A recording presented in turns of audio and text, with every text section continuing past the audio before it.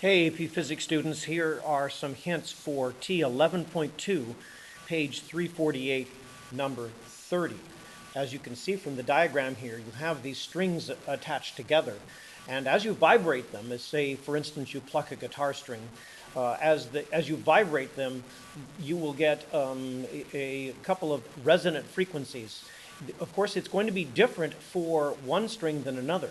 So for instance, if you look at this one, the one I've colored in blue has a different density. It's a thicker string than the one that's colored in red, and the length of them would be different. But as you pluck this guitar string, so the question they have is what frequency can you pluck this with so that this will have only a node at this end and at this end.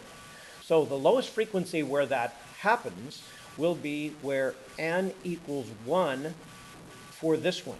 At the lowest frequency, that means you'll have a node at this end, a node at this end, and an antinode in the middle, and that's the standing wave. Of course, then the question is, when you have this, so that this has n equals 1, a node and a node, if it's going to be a node here, then you need to have some number of nodes in between here, and we can't tell that right away, and that's all right.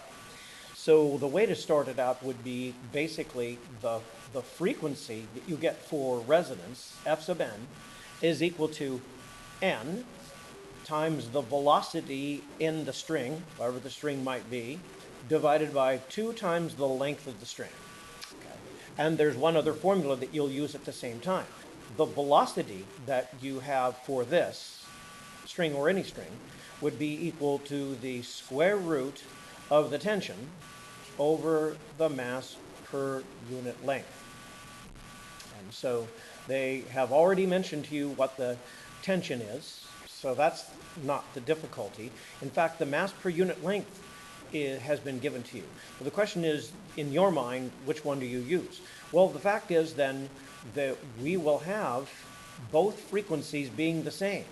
So the frequency, f sub n, for the left will be the same exactly as the frequency to the right. So if you recognize that that's true, then you can use the frequency formula on the left and the right, noticing that n equals 1 for the one on the right. So then there's no problem for you to substitute these values. Should work out pretty well for you. Hope this helps.